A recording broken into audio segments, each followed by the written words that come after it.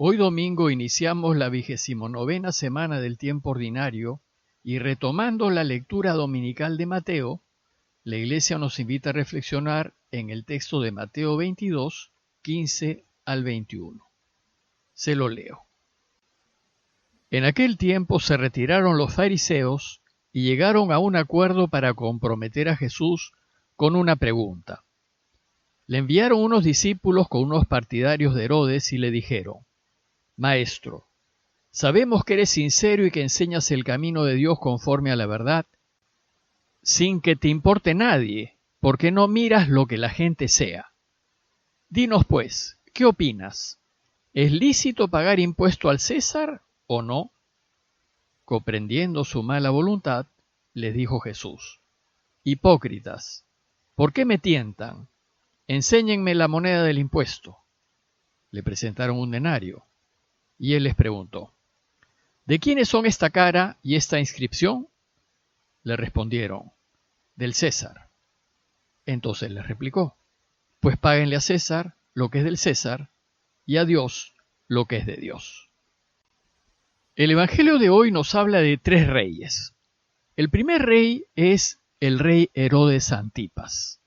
Y así empieza el texto. En aquel tiempo se retiraron los fariseos y llegaron a un acuerdo para comprometer a Jesús con una pregunta, y le enviaron unos discípulos con unos partidarios de Herodes. Los partidarios de Herodes, o los herodianos, podrían haber sido miembros de la familia de Herodes el Grande o de su corte, o un grupo partidario de Herodes Antipas. Herodes Antipas fue hijo de Herodes el Grande, aquel que, según nos cuenta Mateo 2:16, hizo matar a todos los niños menores de 2 años en la época del nacimiento de Jesús. A la muerte de su padre, Herodes el Grande, Antipas fue tetrarca de Galilea y Perea, es decir, un reyezuelo que para afianzar su poder se casó en un matrimonio de interés, de conveniencia, con la hija del rey de los nabateos, Aretas IV. Se mantuvo como rey de Galilea porque se sometió a Roma, como rey vasallo. Es decir, fue un títere de Roma y ésta lo mantuvo en el poder porque le convino. Bueno, pues este Herodes Antipas fue bastante cruel. Sabemos que mandó decapitar a Juan Bautista por el capricho de su amante Herodías, y le interesaba solo el poder y su imagen. Y tanto Juan el Bautista como Jesús le eran una molestia. Por eso sus partidarios se arreglan con los fariseos para tenderle a Jesús una trampa por medio de una pregunta comprometedora y así tener de qué acusarlo. El segundo rey del que nos habla el Evangelio es el César, es decir, el emperador de Roma, que en ese momento era Tiberio, sucesor de Augusto. El César era dueño de casi todo el occidente conocido y partes importantes de Asia y África, y tenía un poder extraordinario. Parece que ese enorme poder había hecho perder la cabeza a los emperadores de Roma y les había hecho perder el sentido de la realidad. Los césares se creían dioses y exigían un tratamiento de dioses al extremo de hacerse llamar divinos. El divino César, les decían. Por ejemplo, Calígula, el sucesor de Tiberio, se consideraba a sí mismo un dios viviente. Y se le ocurrió levantar una estatua suya en el templo de Jerusalén para que sea adorada por los judíos, al igual que hacían con Yahvé.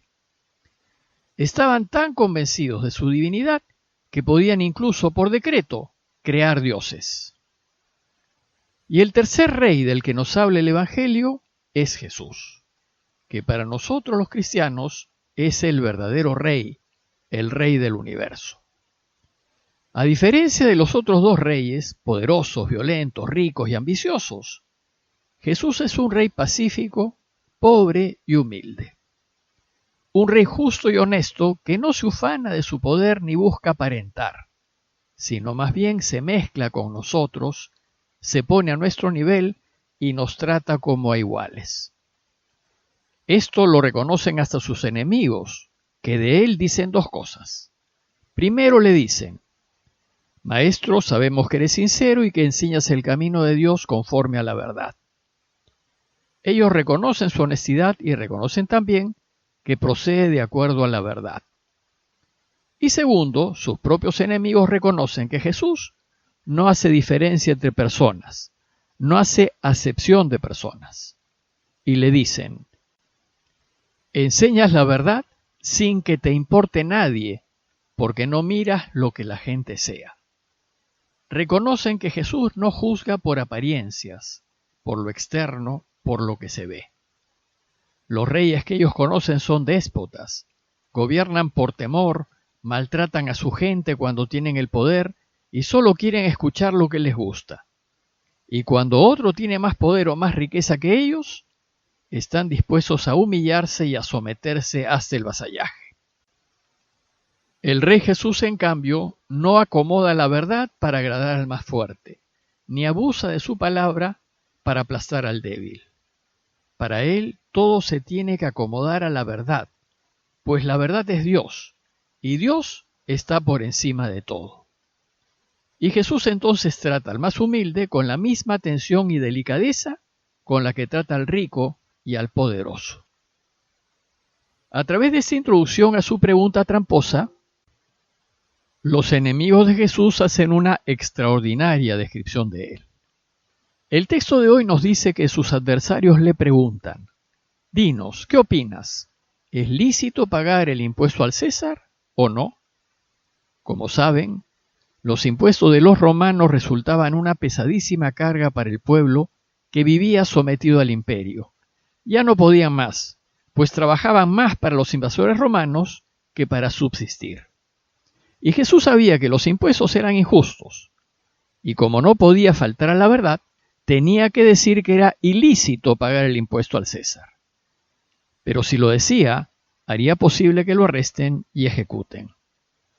Y si respondía que estaba bien pagar el impuesto a Roma, iría contra la verdad, y todo el pueblo iba a estar en su contra, y se revelaría injusto e inconsecuente con su mensaje.